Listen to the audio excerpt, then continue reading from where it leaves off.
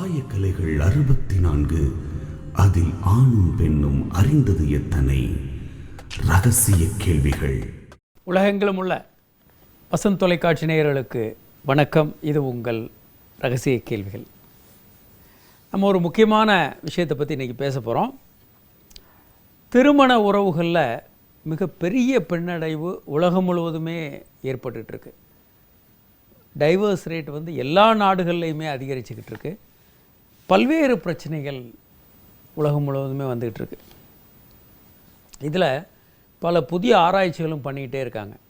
எப்படி இந்த திருமண உறவை தக்க வைப்பது, ஏன் இந்த பிளவு வருது, இதில் என்ன காரணங்கள், எப்படி சரி பண்ணுறது அப்படின்னு பல்வேறு புதிய இன்ட்ரெஸ்டிங்கான தகவல்கள், ஆய்வுகள், முடிவு வந்திருக்கு. நம்ம அதெல்லாம் இந்த நிகழ்ச்சியில் பார்க்க போகிறோம். ரொம்ப ரொம்ப முக்கியம். நீங்கள் திருமணம் ஆனவராக இருந்தால் இது உங்களுக்கு தான். உங்கள் குழந்தைகள் திருமணமாகி இல்லை உங்களுடைய மகன் மகள் திருமணமாகி அவங்களுக்குள்ள பிரச்சனைகள் இருந்தால் அவங்களுக்கு இதை பார்க்க வேண்டியது. திருமணத்தை எதிர்நோக்கி இருக்கிற ஆணும் பெண்ணும் இதை தெரிஞ்சுக்கணும். இதில் தொடர்ச்சியாக பல விஷயங்கள், முக்கியமான விஷயங்கள் நம்ம பேச போகிறோம். இதை கண்டிப்பாக எளிமையாக பின்பற்ற முடியும். ஒவ்வொருத்தரும் இதை எளிமையாக பின்பற்ற முடியும், பின்பற்றணும். அப்படி பின்பற்றும் போது ஒரு அற்புதமான உறவை அவங்களால கொண்டு போக முடியும். திருமணம் என்பது ஒரு 5 காம்பனண்ட், 5 விஷயங்கள் உள்ளடக்கியதாக இருக்குது திருமண உறவு அப்படின்னு கண்டுபிடிச்சிருக்காங்க. அதுக்கு முன்னால் ஒரு காலர் பார்த்துருவோம். ஹலோ. ஹலோ, வணக்கம். யார் எங்கேருந்து பேசுகிறீங்க சார்? வணக்கம் சார், நான் முருகன் பேசுகிறேன், பெங்களூர்ல இருந்து. முருகன் சொல்லுங்கள் சார். ஆக்சுவலாக எங்கள் ஒய்ஃபுக்கு வந்து கல்யாணம் ஆகிட்டு எனக்கு ஒரு 6 மாதம் ஆகுது சார். சரி. எங்கள் ஒய்ஃபுக்கு எபிலெப்சி இருக்குது சார், எபிலெப்சி. சரிங்க. ஸோ அதுக்காக அவங்க டேப்லெட் சாப்பிட்டு இருக்காங்க இப்போ. சரிங்க. ஸோ டாக்டர் சொல்லியிருக்காரு, இந்த மாதிரி நீங்கள் ஒரு 6 மாதத்துக்கு எந்த ஃபர்தர் 6 மாதத்துக்கு குழந்தை பிளான் பண்ணாதீங்கன்னு சொல்லிட்டு. சரிங்க. அதனால இப்போ நாங்கள் எந்த முறையை பயன்படுத்துன்னு தெரியல சார். காண்டம் யூஸ் பண்ணுங்கள் அல்லது வாய்வழி மாத்திரைகளை அவங்க யூஸ் பண்ணலாம். சார், அந்த மாத்திரைங்களால சைடு எஃபெக்ட் இருக்குதுன்னு சொல்கிறாங்க சார், அதான் கொஞ்சம் பயமாக இருக்கு. ஒன்றும் இல்லைங்க, இன்றைக்கி இருக்கிற மாத்திரைகள்லாம் ரொம்ப நல்ல மாத்திரைகள் இருக்குது, பெரிய அளவுக்கு பிரச்சனைகளே இல்லாத மாத்திரைகள் இருக்குது. அப்படின்னா காண்டம் யூஸ் பண்ணுங்கள். அப்படிங்களா சார்? அந்த இந்த 14வது நாள்ல இருந்து ஒரு அந்த மாதிரி முறையில் பண்ணோம்னா அதை தவிர்க்கலாம்னு சொல்கிறாங்க சார். அது எந்த முறையில்? பொதுவாக அது ஃபெயிலியராக தான் ஆகுங்க. அது வந்து சரியான முறை அல்ல. அந்த முறைகளில் ஃபெயிலியர் ரேட் ரொம்ப அதிகம். தவறாக கருத்தரித்து அப்புறம் அதை கருக்கலைக்கிறது, அந்த மாதிரி நிறைய காம்ப்ளிகேஷனுக்குள்ளே போவாங்க. நீங்கள் ஒழுங்கான ஒரு முறையான முறையை பயன்படுத்தணும். காண்டம் யூஸ் பண்ணுங்கள், இல்லைன்னா வாய்வழி மாத்திரைகள் போங்க. அதான் ரொம்ப பெஸ்ட். வேறு எதுவும் ஈக்குவல் கிடையாது. ஒரு குழந்தை பெற்றிருந்தால் அவங்களுக்கு காப்பர் டீ ஈஸியாக போட்டலாம். இல்லைன்னா நீங்கள் மருத்துவர் அணுகி காப்பர் டீ போட்டுக்கோங்க. ஒரு 6 மாதத்துக்கு உங்கள் மனைவிக்கு குழந்தை வேணான்னு நினச்சிங்கன்னா காப்பர் டீ போட்டுக்கலாம், ஒன்றும் தப்பில்லை. சரி, இப்போது ஒரு திருமண உறவினுடைய 5 காம்போனண்ட் என்ன? முக்கியமாக அந்த உறவு வந்து நன்றாக இருக்கணும்னா அந்த உறவில் என்னென்னலாம் இருக்கணும்? ஒன்று வந்து அப்ரிஷியேஷன், ஒரு அதை பாராட்டுறது, அதை ஒரு பொக்கிஷமாக பாதுகாக்கிறது அந்த உறவை. ரெண்டாவது வந்து ரெஸ்பெக்ட். உறவில் வந்து அந்த ரெஸ்பெக்ட் இல்லாமல் போகும்போது பல நேரங்களில் என்ன பிரச்சனை வருதுன்னா, திருமணத்துக்கு முன்பாக அப்ரிஷியேட் பண்ணுவாங்க. காதலிக்கும் போது அப்ரிஷியேஷன் அப்படின்றது ரொம்ப ஒரு முக்கியமான விஷயமா இருக்கும். அந்த அப்ரிஷியேஷன், அந்த ரெஸ்பெக்ட்னால தான் காதலே அவங்களுக்குள்ள உருவாகிருக்கும். ஆனால் திருமணம் ஆன பிறகு அந்த அப்ரிஷியேட் பண்ண தேவையில்லை அப்படின்ற மாதிரி ஒரு உணர்வு அவங்களுக்குள்ளே வர ஆரம்பிச்சிடும். ரெஸ்பெக்டையும் கைவிட்டுருவாங்க. டேக் இட் ஃபார் கிராண்டட் சிண்ட்ரோம்னு சொல்லுவோம். நம்ம என்ன வேணாலும் செய்யலாம், தான் திருமணம் ஆயிடுச்சு, இனிமேல் என்ன அப்படின்ற மாதிரி இறங்கும்போது அவர்களுக்குள்ள அந்த இடைவெளி பெரிதாகி கொண்டே போகும். ஒரு கட்டத்தில் தவறான திருமணத்தில் இறங்கிட்டோம் அப்படின்ற ஃபீலிங் அவங்களுக்குள்ள எளிமையாக வந்துடலாம். அது மிகப்பெரிய பிரச்சனைகளை அவங்களுக்குள்ள கொண்டு வரலாம். ஒரு காலர். ஹலோ. சார் வணக்கம். யார் எங்கேருந்து பேசுகிறீங்க சார்? சார், நான் சென்னையிலேருந்து சிவகுமார் பேசுகிறேன். சிவகுமார் சொல்லுங்கள் சார். எனக்கு வந்து உங்கள் ப்ரோக்ராமை நான் தினமும் பார்க்குறேன் சார், விடா. சொல்லுங்கள் சிவகுமார். ரொம்ப யூஸ்ஃபுல்லாக இருக்குது. நன்றி. எனக்கு வந்து இந்த செக்ஸ் ஆர்வம் ரொம்ப ஜாஸ்தியாக இருக்குது சார். சரிங்க. என் ஒய்ஃப் வந்து ஒரு வாரம் ஊரில் இல்லாமல் இருந்தாங்க. சரி. இப்போ பக்கத்து வீட்டில் இருக்கிறவங்க கிட்ட ஒருத்தர்கிட்ட போயிட்டேன் சார் நான். சரிங்க. அவங்களுக்கு வந்து கொஞ்சம் சுகர் இருக்குன்னாங்க. அந்த சுகர் எனக்கு ஏதாவது ஆகுமா சார்? சுகர் எல்லாம் உங்களுக்கு நோயாக வராதுங்க. என்ன பிரச்சனைனா தாம்பத்திய உறவில் இப்படி ஈடுபடும் போது அவங்க வந்து வேற யாரோட தொடர்பு, அவங்க கணவரோட தொடர்பு, கணவருக்கு வேற யாரோட தொடர்பு இப்படி இருந்ததுன்னா கிருமி தொற்றுக்கள் வரலாம், பால்வினை நோய்கள் வரலாம். இந்த மாதிரி சிஃபிலிஸு, கொனோரியா, HIV பல நோய்கள் வரலாம். மற்றபடி சர்க்கரை நோய் போன்ற விஷயங்கள்லாம் தொற்று வியாதி அல்ல. சரிங்க சார். அப்புறம் சார் இன்னொரு விஷயம் சொல்லுங்க. ஆனா இது யாருக்கிட்டையும் நான் பண்ணல, என் மனைவி கிட்ட தான். பெண்ணூருக்கு ரொம்ப சுவைச்சு இது பண்றது சார், அதனால எதுவும் பிரச்சனை? அது நல்ல விஷயங்க, அது நார்மல், அதில் எந்த தப்பும் இல்லை. அதை நீங்கள் தொடர்ந்து பண்ணலாம். அது செக்ஸ் உறவில் வந்து உங்களுக்கு பெரிய அளவுக்கு இன்ட்ரெஸ்ட்டை க்ரியேட் பண்ணும். அதில் எந்த தப்பு இல்லை, அதை நீங்கள் தொடர்ந்து பண்ணலாம். நல்ல உறுப்புக்களை நல்லா ஆரோக்கியமாக சுத்தமாக வச்சுக்கோங்க, வேறு எந்த தப்பும் இல்லை. சரி, அப்ரிஷியேஷன் வந்து ரொம்ப ரொம்ப முக்கியமான விஷயம் அப்படின்னு நிரூபிக்கப்பட்டிருக்கு. அப்ரிஷியேட் பண்ணுறதுனால தான் காதலே ஆரம்பிக்கும். அதே மாதிரி ரெஸ்பெக்ட் போக போக திருமண உறவே ஒரு சிக்கலான உறவாக மாறிடும். டேக் இட் ஃபார் கிராண்டட் அப்படின்வாங்க. மனைவியை பற்றி கவலைப்படாமல் போகிற போக்கில் எடுத்துக்கிட்டு போகும்போது அவங்களுக்குள்ள ஒரு காதல் இல்லாமல் போயிடுறதுக்கு அது முக்கிய காரணம். ஒரு காலர் இருக்காங்க. Hello sir, good evening sir. Good evening. யார் எங்கேருந்து பேசுகிறீங்க சார்? சார் நான் தாராபுரத்துலேருந்து கந்தசாமி பேசுகிறேன் சார். சொல்லுங்கள் கந்தசாமி. சார் நம்ம 2 கேள்விங்க சார். சொல்லுங்கள் சார். நம்ம வலது வரையை விட இடது வரையை கொஞ்சம் கீழே தொங்குற மாதிரி இருக்குங்க சார். சரி, அது 40 வயசு ஆச்சுங்க சார் எனக்கு. இயல்பாகவே அப்படி தாங்க இருக்கும். அதாவது இடது பக்கம் கொஞ்சம் இறங்கியும் வலது பக்கம் கொஞ்சம் நார்மலாக மேலேயும் இருக்கும். சரி, இது இயல்பாகவே அப்படி தான் இருக்கும். அதாவதுங்க, சரிங்க சார், விந்து பைகளில் வயிற்றுலேருந்து உருவாகி அப்படி இறங்கும். கிட்னி வந்து கீழ்ப்பக்கத்துலேருந்து மேலே போகும். இது ரெண்டுமே மூவ் ஆகி அது பிறக்கும்போது அந்த பொசிஷனுக்கு வரும். அது பிறக்கும்போது ரைட் சைடு கொஞ்சம் மேலே, லெஃப்ட் சைடு கொஞ்சம் கீழேயும் தான் இருக்கும். அது ரொம்ப பெரிய வித்தியாசம் தெரியாது, தெரிஞ்சாலும் பெருசாக எடுத்துக்க மாட்டாங்க. ஆனால் கொஞ்சம் வயதான பிறகு இன்னும் நன்றாக அது தெரிய ஆரம்பிச்சிடும். ஆனால் அது வந்து ஏதோ அப்நார்மாலிட்டி, அது ஏதோ பிரச்சனை அப்படின்னு பல பேர் எடுத்துக்கிட்டு ரொம்ப கஷ்டப்படுவாங்க. அது நார்மல், இதை பற்றி கவலைப்பட வேண்டாம். சைஸ் அளவுக்கு அதிகமாக வீங்குது அப்படின்னா தான் கவலைப்படணும். அப்படி இல்லாத பட்சத்தில் இது இயல்பானது அப்படின்றத நம்ம புரிஞ்சுக்கணும். ஒரு காலர் இருக்காங்க. Hello sir. வணக்கம் சார். வணக்கம். யார் எங்கேருந்து பேசுகிறீங்க சார்? நான் சிவகாசிலேருந்து முருகன் பேசுகிறேன். முருகன், சொல்லுங்கள் சார். மேரேஜ் ஆகி 2 இயர்ஸ் ஆகுது. சரிங்க. ஒரு 3 மந்த்லேயே உடனே கன்சீவ் ஆகிட்டாங்க. வெரி குட், சொல்லுங்கள். ஆனால் வந்துட்டு 4 மாதம் ஆகும்போது வந்துட்டு கரு வளர்ச்சி இல்லை, அபோஷன் இது பண்ணிடணும் அப்படின்னு சொல்லி டாக்டர் சொல்லிட்டாங்க. சரி.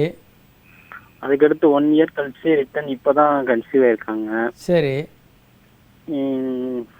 இதுக்கடுத்து இது உடலுறவு வச்சுக்கலாமா இப்படி இந்த மாதிரி கேட்கலாம்? உடலுறவு வைத்துக்கலாம், இதில் எந்த தவறும் இல்லைங்க. சரிங்க சார். உடலுறவுனால இந்த கரு வந்து பாதிக்கப்படாது, நீங்கள் ஒன்றும் கவலைப்பட வேண்டாம். இப்போ வந்து எப்படி கரு உறுதல் நடக்குது அப்படின்றத நம்ம ஒரு வீடியோ பார்ப்போம். அது வந்து எவ்வளோ மைக்ரோஸ்கோப்பிக்காக இருக்குது, அது எப்படி உடலுறவு பாதிக்காது அப்படின்றது உங்களுக்கு புரியும். நம்ம இப்போது அந்த வீடியோவை பார்ப்போம், எப்படி ஒரு கரு உருவாகுது. இதில் நீங்கள் படம் பாருங்கள். இது வந்து கர்ப்பப்பை நீங்கள் பார்க்குறது. இது வந்து கர்ப்பப்பை, கருக்குழாய். இது வந்து சினை முட்டை பை. இது பெண்ணுறுப்பு, வெஜைனான்னு சொல்லக்கூடியது. இது சினை முட்டை பை இப்போ பார்க்குறீங்க. இது வந்து கருக்குழாயினுடைய ஒரு எண்டு, ஃபிம்ப்ரியேன்னு சொல்லுவோம். இதெல்லாம் கருமுட்டையில் ஒன்று வளர்ந்து வெடித்து வெளியே வரும். வெளியே வந்தவுடனே அது இந்த எக்கு வெளியே வந்தவுடனே கருக்குழாய்க்குள்ளே அது நுழைந்துடும், கருக்குழாய்க்குள்ளே போகும். அதில் வந்து இந்த சிலியா, நிறைய சிலியா இருக்கும். கருக்குழாயில் கொஞ்சம் கொஞ்சமாக நகர்ந்து, இதுக்கு விந்துக்கள் போல் ஊர்ந்து போகிறது சக்தி கிடையாது. அதனால் மெதுவாக நகர்ந்து சிலியானால் நகர்ந்து கர்ப்பப்பை நோக்கி வரும். விந்து அணுக்கள் வந்து ஊர்ந்து போகக்கூடிய தன்மை உள்ளவை. அது எல்லா பக்கமும் ஊர்ந்து போகிறத நீங்கள் பார்க்க முடியும். விந்தணுக்கள் கருக்குழாயில் வர்றதையும் பார்க்குறீங்க. அது வந்து சினை முட்டையை அடைந்து எக்கு ஒரு ஸ்பெர்ம் வந்து சினை முட்டைக்கு உள்ளே போகும்.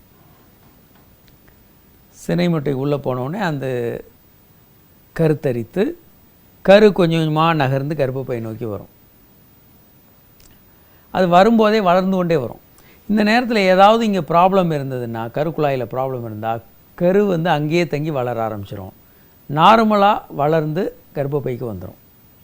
கர்ப்பப்பைக்கு வரக்கூடிய கரு வந்து 2 செல்லாக மாறுது, 4 செல்லாகிறத பார்க்குறீங்க. 8 செல் 16 செல் அப்படி பெரிதாகி கொண்டே இருக்கும். அது கர்ப்பப்பைக்கு வந்து கருக்குழாயிலிருந்து கர்ப்பப்பைக்கு வர்றதை பார்க்குறீங்க. கருக்குழாய்க்குள்ளே வந்து கர்ப்பப்பையில் ஒட்டி வளர ஆரம்பிச்சிடும். கர்ப்பப்பைக்கு உள்ளே போய் ஒட்டி வளர ஆரம்பிக்கிறத நீங்கள் பார்க்குறீங்க. இதில் வந்து கரு வந்து குழந்தையாக வளர்கிறதுனுடைய படிகள் நீங்கள் பார்த்துட்ருக்கீங்க.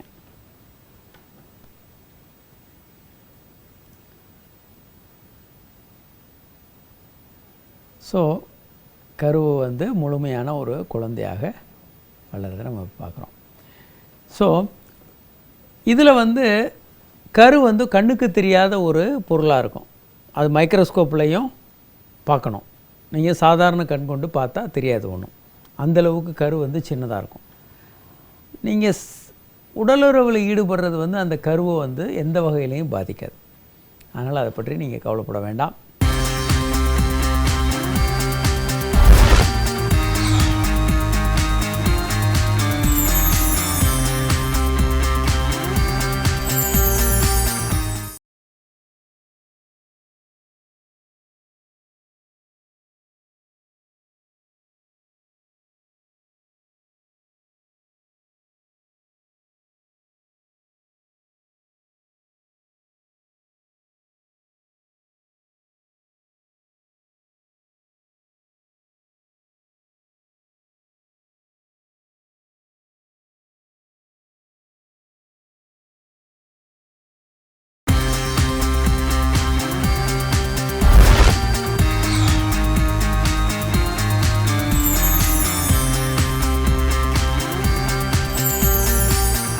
சரி, நம்ம திருமண உறவை பற்றி முக்கியமான பல்வேறு விஷயங்களை பேசணும். அப்ரிஷியேஷன், பாராட்டு, சின்ன சின்ன உதவிகளையும் பாராட்டணும், அன்பு செலுத்தணும். காதலிக்கும் போது அப்படி தான் பாராட்டுறோம், மரியாதை செலுத்துகிறோம். அதுதான் காதலையே உண்டு பண்ணுது. அடுத்து கம்பேஷன். கம்பேஷன் அப்படின்றது ஒரு முக்கியமான பகுதி. நம்ம மற்றவர்களுடைய சின்ன சின்ன தவறுகளையும் ஏற்றுக்கொண்டு கம்பேஷனேட் அப்படின்னு சொல்கிறோம். அதை அன்பு கொண்டு பார்க்கிறது. ஒவ்வொரு விஷயத்தையும் குறை கண்டுபிடிக்கணும் அப்படின்னு பார்க்காம அன்பு கொண்டு அதை பார்க்குறது. சில சின்ன சின்ன தவறுகள் நடக்கலாம். நம்ம வாழ்க்கையில் நம்ம லேட்டாக போகிறோம் ஒரு வேலைக்கு, நம்ம காரணங்கள் இருக்கும். ஆனால் மற்றவங்க லேட்டாக வந்தால் அந்த காரணங்களை நம்ம அப்படி பார்க்க மாட்டோம், வேணுன்னே லேட்டாக வந்தாங்கன்னு பார்ப்போம். மற்றவங்க லேட்டாக வரும்போதும் காரணங்கள் இருக்கும். நம்மளை மாதிரியே அவங்களுக்கும் வேறு காரணங்கள் இருக்குன்ற ஒரு கண் கொண்டு பார்க்குறது, அவங்க ஷூவில் நடக்கிறதுன்னு வாங்க. அதுதான் கம்பேஷன். நம்ம எப்படி நம்ம உணர்வுகளையும் எண்ணங்களையும் பார்க்குறோமோ அதே மாதிரி மற்றவங்களை பார்க்குறது கம்பேஷன். மாமியார் உடைச்சா மண் குடம், மருமக உடைச்சா பொன் குடம்னுவாங்க. அதுதான் தவறான பார்வை. ஸோ 2 பேரும் உடைச்சாலும் அது மண் குடம் தான். அந்த ஒரு விஷயத்தை அப்படி பார்க்கறது தான் கம்பேஷன் அப்படின்னு சொல்கிறோம். ஒரு காலர் இருக்காங்க. ஹலோ. ஹலோ டாக்டர், வணக்கம். வணக்கம். யார் எங்கேருந்து பேசுகிறீங்க சார்? பேர் ஸ்டீஃபன். சொல்லுங்கள் ஸ்டீஃபன்.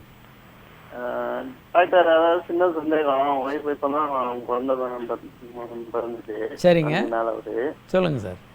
என்னன்னா, லாப்ராஸ்கோபி பண்ணுறது பெஸ்ட்டா இல்லை ஆப்ரேஷன் பண்ணி குடல் மாத்திரை பெஸ்ட்டா? அதாவது கருத்தடை முறைக்கு எது பெஸ்ட்டுன்னு கேட்குறீங்க? ஆமாம் ஆமாம் ஆமாம். அதாவது இப்போ டெலிவரி ஆகி எவ்வளோ நாள் ஆச்சுங்க? 15 நாள் ஆகுது. இப்போ 15 நாள் ஆச்சுன்னா சாதாரண முறைகளில் கூட அந்த கர்ப்பப்பை பெருசாக இருந்ததுன்னா சாதாரண முறைகளில் கூட சிறு அறுவை சிகிச்சை, சிறிய ஓப்பன் பண்ணி அறுவை சிகிச்சை செய்து கருத்தடை முறைகள் பண்ணிடுவாங்க. முன்னெல்லாம் அதான் நிறைய பண்ணிக்கிட்டு இருந்தாங்க. இப்போ லேப்ரோஸ்கோபிக் வந்த பிறகு இப்போ 15 நாட்களில் கூட இல்லை, நீங்கள் அவங்கெல்லாம் நார்மலான பிறகு 6 மாதம் கழித்து கூட லேப்ரோஸ்கோப் மூலமாக பண்ண முடியும். ரெண்டுமே நல்லது தான். இப்போ லேப்ரோஸ்கோப்பி மூலமாக ரொம்ப எளிமையாக பண்ண முடியும். ஆப்ரேஷன் மாதிரியே இல்லாமல் லேப்ரோஸ்கோப் மூலமாக எளிமையாக ஆப்ரேஷன் பண்ணி ஒரு நாளில் அவங்கள வீட்டுக்கு அனுப்பிச்சிடுவாங்க. ஆப்ரேஷன் முறையில் 2-3 நாள் அவங்கள வீட்டில் ஹாஸ்பிட்டலில் இருக்கணும். ரெண்டுலேயும் சில அட்வான்டேஜஸ் இருக்குது. ஆனால் 15 நாளைக்கு மேலே ஒரு நாட்கள் ஆயிடுச்சுன்னா ஆர்டினரி முறையில் பண்ணுறது கொஞ்சம் கடினமான விஷயமா இருக்கும். கர்ப்பப்பை ரொம்ப சின்னதாக இருந்தால் கொஞ்சம் பெரிய துவாரமாக போடுவாங்க. லேப்ரோஸ்கோப்பி சிறந்தது. Okay okay. கர்ப்பப்பை டெலிவரி ஆகி கொஞ்ச நாள்லே பண்ணும்போது பியூப்பரல் ஸ்டெரிலைசேஷன் இதுக்கு பேர். பியூப்பரல் ஸ்டெரிலைசேஷன்னா இப்போ தான் டெலிவரி ஆகி கொஞ்ச நாளில் கர்ப்பப்பை பெருசாக இருக்கும், எளிமையாக இந்த அறுவை சிகிச்சை பண்ணிவிடுவாங்க. லேப்ரோஸ்கோப்பி இப்போ ரொம்ப பெஸ்ட்டுங்க. அதை ஒரே நாளில் நீங்கள் வீட்டுக்கு போயிடலாம், உங்கள் வேலைகளை கவனிக்கலாம். மறுநாள்லேருந்து ஒரு நுண்ணிய துளை மூலமாக அறுவை சிகிச்சை பண்ணி விட்ருவாங்க. அதை பண்ணலாம். நீங்கள் முன்னால் இந்த பியூப்பரல் ஸ்டெரிலைசேஷன் அந்த காலத்தில் ரொம்ப பாப்புலர். 1980களில் இது ரொம்ப ரொம்ப பாப்புலர். இப்போது லேப்ரோஸ்கோப்பி ரொம்ப ரொம்ப பாப்புலர், ரொம்ப ரொம்ப எளிமை. டே கேர் ப்ரொசீஜர் வாங்க, ஒரு நாளில் முடிச்சுட்டு வீட்டுக்கு போயிடலாம். அதனால் லேப்ரோஸ்கோப்பி இப்போ ரொம்ப பாப்புலர். சரி, ஒரு திருமண உறவில் என்னென்ன காம்போனன்ட் இருக்குது, என்னென்ன அந்த உறவை பிணைக்கக்கூடிய என்னென்ன காம்போனன்ட்னா 5 காம்போனன்ட் சொன்னோம். ஒன்று அப்ரிஷியேஷன், ரொம்ப ரொம்ப முக்கியம். நம்மலாம் வாழ்க்கையில் மறந்து போயிடும். அப்ரிஷியேஷன் ரொம்ப முக்கியம். 2வது ரெஸ்பெக்ட், மரியாதை உள்ள உறவை நீங்கள் வாழ்நாள் மூலம் மெயின்டைன் பண்ணிங்கன்னா உறவு ஒரு அற்புதமான விஷயமா இருக்கும். 3 கம்பேஷன், தவறுகள் நடக்கலாம். நாம் ஒரு பொருளை தொலைச்சா நம்மளை மன்னிச்சிருவோம், அதுக்கு காரணத்தை சொல்லிக்குவோம். ஆனால் நம்ம பார்ட்னரோ மற்றவங்களோ தொலைச்சாங்கன்னா அதை அவங்கள கொதறி எடுத்துருவோம். நம்ம அது எப்படி மறக்க போச்சு, அது எப்படி தொலைக்க போச்சு அப்படின்னு. இந்த மாதிரி பார்வை இல்லாமல் பார்க்குறது தான் கம்பேஷன். அடுத்து ட்ரஸ்ட். ஒரு சண்டை போட்டுக்கிட்டு தம்பதிகள் ரொம்ப பிரச்சனைகளை அதிகமாக்கிட்டு ஒருத்தர் காயப்படுத்திக்கிட்டு இருந்தாங்கன்னா அவங்க மேலே ஒரு ட்ரஸ்ட் இருக்காது. அவங்கள நம்பி எதையும் சொல்ல முடியாது. ஏன்னா நம்ம இப்போ சொல்கிற விஷயங்களை அவங்களுக்கு பின்னால் நமக்கு எதிராக பயன்படுத்துவாங்க, என்ன சொன்னால் என்ன மாதிரி சிக்கலாக எடுத்துக்குவாங்கன்ற பயம் இருக்கும். ஒரு காலர் இருக்காங்க. ஹலோ. Hello sir. வணக்கம். யார் எங்கேருந்து பேசுகிறீங்க சார்? வணக்கங்க, நான் இங்கே மும்பையிலேருந்து பேசுகிறேங்க. சொல்லுங்கள் சார், என்ன கேள்விங்க? ஒன்றும் இல்லைங்க சார், அதான் நம்பர் டிவியில் பார்த்தேன். சொல்லுங்கள் சார். ஃபேமிலி எல்லாம் பெங்களூர்ல இருக்காங்க. சரிங்க. அதுதான் நாங்கள் இங்கே பிஸ்னஸ் விஷயமா இங்கே இருக்கிறோம் வெளியூர்ல. சரிங்க. மாரி நமக்கு வெளியே அது மாதிரி பழக்கம் எதுவும் இல்லை. அந்த மாரி இருக்கிறாங்க நிறைய பேர் நம்மள்கிட்ட. அது மாதிரி எதுவும் இது பண்ணுறதுக்கு பயமாக இருக்குது. சரி. அது அவசியமாகவும் இருக்குது. அந்த மாதிரி நேரத்தில் அந்த கார்டெல்லாம் யூஸ் பண்ணுறாங்க. அது மாதிரி யூஸ் பண்ணி போயிட்டு வரனால இது தவறு எது இல்லைங்களோ? கண்டிப்பாக தவறு தாங்க. இந்த நிகழ்ச்சியை தொடர்ந்து பாருங்கள், நிறைய விஷயங்கள் சொல்ல போகிறோம். அடல்ட்ரின்றது வெறும் நீங்கள் பண்ணுறது சீரியஸான அடல்ட்ரி. ஒரு நாள் உங்கள் மனைவிக்கு தெரியும் போது அவங்க வாழ்நாள் முழுவதும் உங்களை மன்னிக்க மாட்டாங்க. பயம் இருக்குது. அந்த மாதிரி நம்ம பண்ணது இல்லை. அதுக்குன்னும் போது அதுக்கு தான் நாங்கள் நம்ம சொல்கிறாங்க. அதுக்கு எல்லாம் இது மாதிரி அப்படி போகலாம் இப்படி போகலான்றாங்க. யார் சொல்கிறதையும் கேட்காதீங்க. அதே நீங்கள் சுய இன்பம் பண்ணிக்கலாம், ஒன்றும் தப்பில்லை. அடல்ட்ரின்றது உங்கள் மனைவி வாழ்நாள் முழுவதும் மன்னிக்க மாட்டாங்க. சில நேரங்களில் உங்களுக்கு எதிர்த்து சண்டை போட முடியாமல் இருக்கலாம், ஆனால் உங்களை வாழ்நாள் முழுவதும் அவங்க மன்னிக்கவே மாட்டாங்க, ஞாபகம் வச்சுக்கிட்டே இருப்பாங்க. நீங்கள் ஒன்று நல்லா தெரிஞ்சுக்கங்க, வாழ்க்கை நரகம் தான். இல்லை நீங்கள் ஒரு விஷயம் தெரிஞ்சுக்க. நீங்கள் நம்பிக்கையோட மனைவியை விட்டு வந்திருக்கிறீங்க. அங்கே அவங்க யாரோடையாவது உறவு வச்சுக்கிட்டாங்கன்ற மாதிரி உங்களுக்கு தெரிய வந்தால் நீங்கள் எப்படி ரியாக்ட் பண்ணுவீங்க? துரோகம் பண்ண தான் நினச்சிக்குவீங்க. சாதாரணமாக யாரோட ஒரு உறவு வச்சுக்கிட்டாங்கலாம் நினைக்க மாட்டாங்க. நமக்கு துரோகம் பண்ணாங்கன்னு நினச்சிக்கிட்டு ரொம்ப பெரிய பிரச்சனை பண்ணுவாங்க. அதனால் இந்த விஷயங்களை பொறுத்த வரைக்கும் எப்போதுமே நீங்கள் பிறன்மனை நாடுவது இல்லை வெளியே திருமணத்தை உறவுக்கு வெளியே போய் உறவு வைத்துக் கொள்வது சரியல்ல. காண்டம் போட்டெல்லாம் செக்ஸ் பண்ணுங்கன்னு நாங்கள் யாருக்கும் சொல்கிறதில்ல. நல்லா தெரிஞ்சுக்கோங்க, இந்த மாதிரி செக்ஸ் உறவுலேயே ஈடுபடாதீங்க. ஆனால் பல பேருக்கு இது ஒரு ஹேபிட் ஆயிரும், வெளியே போய் பலரோட செக்ஸ் பண்ணுறது. ஸோ HIV வராமல் தடுக்கிறதுக்கு குறைந்தபட்சம் காண்டமாவது போடுங்கன்றோம். அது சரி என்பதால் அல்ல, அட்லீஸ்ட் அடுத்து ஹெச்ஐவி வந்து குடும்பத்தையே நடுத்தருவில் வந்து நிறுத்தாமல் இருக்கிறதுக்கு காண்டமாவது போடுங்கன்னு சொல்கிறோம். அது வந்து பெர்மிஷன் ஆகாது. காண்டம் போட்டு செக்ஸ் பண்ணுங்கன்னு கொடுக்குறது பெர்மிஷன் ஆகாது. அது மட்டும் இல்லை, நல்லா தெரிஞ்சுங்க, இன்றைக்கி வந்து பல பேர் வந்து திருமண உறவுக்கு ஃபெயிலியர் ஆகிறதுக்கு இது ஒரு முக்கியமான காரணம். இதில் ஒரு 5 டைப் ஆஃப் சீட்டிங் இருக்குது. பல பேர் வெளியே திருமணத்துக்கு உறவுக்கு வெளியே போய் செக்ஸ் பண்ணுறது மட்டும்தான் சீட்டிங் அப்படின்னு நினைக்கிறாங்க. அது வரல. அது எளிமையாக தெரிஞ்சிடும். இவங்க உறவே ரொம்ப பலகீனமாக இருக்கும். கணவன் மனைவி உறவே ரொம்ப நெருக்கமாக அந்யோன்யமாக இருக்காது.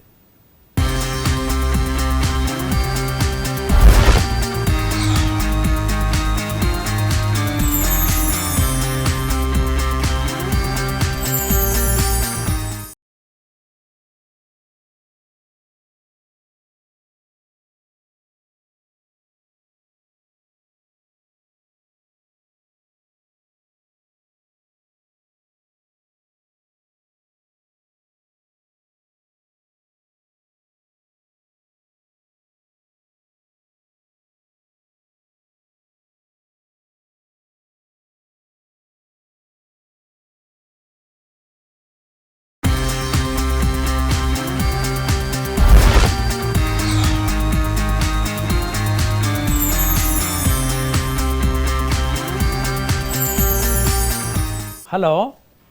வணக்கம் சார். வணக்கம். யார் எங்கேருந்து பேசுகிறீங்க சார்? என் பேர் ரமேஷ் சார், பூந்தமல்லி பேசுகிறேன் சார். ரமேஷ், சொல்லுங்கள். ஒன்றும் இல்லை சார். சொல்லுங்கள் சார்.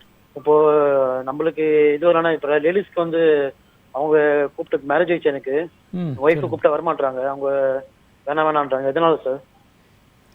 பல காரணங்கள் இருக்குங்க. அதை தான் இன்றைக்கி பேசிகிட்டு இருக்கோம். ஒன்று வந்து உங்கள் உறவில் வந்து ஒரு ரொம்ப நெருக்கம், அந்யோன்யம், ட்ரஸ்ட்டு எல்லாம் நெருக்கம் இருக்கான்னு பாருங்கள். ஒன்று நீங்கள் வந்து அவங்கள வந்து சரியாக நடத்தலை, மரியாதையாக நடத்தலை, அன்பு காட்டலை அப்படின்னு நினைக்கலாம். அப்படி அன்பை காட்டாமல் செக்ஸுக்கு மட்டும் கூப்பிட்டீங்கன்னா அவங்கள பயன்படுத்திக்கிறீங்க. நான் ஏன் ஒத்துழைக்கணும், எனக்கு ஒழுங்காக என்னை மதிக்கிறதில்ல, என்னை வந்து நல்லா நடத்துறதில்லன்னு நம்பலாம் அவங்க. ஆமாம் சார். இரண்டாவது, செக்ஸில் வந்து அவங்களுக்கு உச்சகட்டமே வராது, உங்களுக்குவே உச்சகட்டம் வந்திருக்கும். 2 நிமிஷம் செக்ஸ் பண்ணுவீங்க, விந்து வெளியேற்றி நல்லா தூக்கம் போட்டுருவீங்க. அவங்களுக்கு நைட்டு ஃபுல்லாக தூக்கமே வராது. இது ஆரம்பத்தில் பெரிய பிரச்சனையாக இருக்காது, நாளாக ஆக அவங்களுக்கு மிகப்பெரிய ஒரு தொந்தரவாக மாறிடும். அப்புறம் நீங்கள் செக்ஸு கூப்பிட்டிங்கன்னா வரமாட்டாங்க. மூன்றாவது, மற்ற பிற சூழ்நிலைகள். குடும்பத்தில் மற்றவங்க மோசமாக நடத்துறது, அதை நீங்கள் வேடிக்கை பார்த்துட்ருப்பீங்க. நீங்கள் தலையிட்டு உங்கள் மனைவியை காப்பாற்றுறதில்ல, மனைவிக்கு நியாயம் செய்கிறதில்ல, இந்த மாதிரி உணர்வுகள். நான்காவதாக, உண்மையிலேயே அவங்களுக்கு வேறு பிரச்சனை இருக்கும். செக்ஸில் ஈடுபடும்போது பெண் உறுப்பில் வலி இருக்கலாம், கர்ப்பப்பையில் வலி இருக்கலாம், எங்கேயோ ஒரு இடத்துல ரொம்ப சிவியர் பெயின் இருக்கலாம். அல்லது செக்ஸில் 5ஆவதாக செக்ஸில் ஆர்வம் இல்லாத பல தன்மைகள் இருக்குது. ஹைப்போதைராய்டிசம், ஹார்மோன் பிரச்சனைகள், இப்படி பல காரணங்கள் இருக்குது.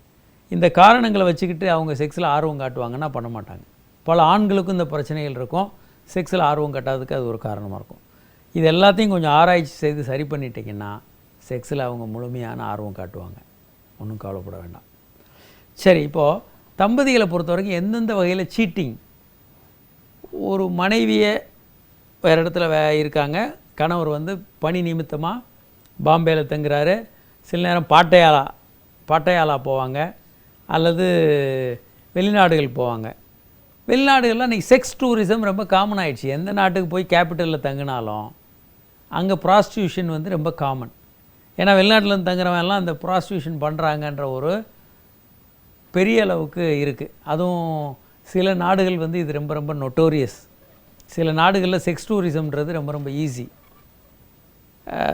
பாட்டையாலெல்லாம் போனோன்னா அங்கே வந்து கேர்ள்ஸே அவைலபிள். யங் கேர்ள்ஸ், 18 வயது கேர்ள்ஸை வந்து நீங்கள் ஒரு கான்ட்ராக்ட் பேசிஸில் ஒரு வாரத்துக்கு ஃபிக்ஸ் பண்ணிவிட்டு அவங்களோட அங்கே சுற்றிட்டு இருக்கிற யூரோப்பியன்ஸு, அமெரிக்கன்ஸை நீங்கள் சாதாரணமாக பார்க்கலாம். 60 வயது அமெரிக்கன் வந்து ஒரு 18 வயது யங் கேர்ள்ஸோட ஒரு வாரம் சுற்றிட்டு இருக்கிறத நீங்கள் சாதாரணமாக பார்க்க முடியும். நம்ம ஊர்லேருந்து போகிறவங்களாம் அப்படி ஒரு கான்ட்ராக்டுவலாக போகிறதில்ல. ஒரு மசாஜ் பார்லர் மாதிரி போயிட்டு அங்கே செக்ஸில் தான் அது முடியும். மசாஜ் முடிச்சுட்டு கடைசியில் ஃபைனலாக ஒரு செக்ஸு. இதை பண்ணிவிட்டு பயந்து போய் ஹெச்ஐவி வந்ததுன்னு பயந்து போய் திரும்ப வந்து சிக்கலாக மாற்ற நிறைய பேர் இருக்காங்க. இது ஒரு வகையான cheating.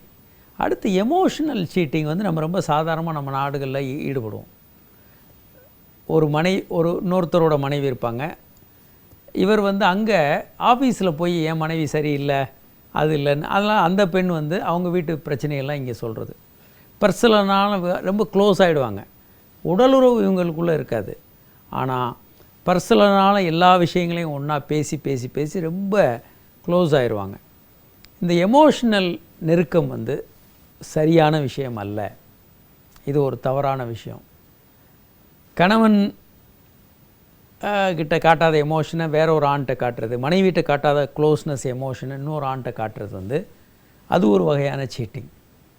Third type of cheating என்னென்னா போர்னோகிராஃபி.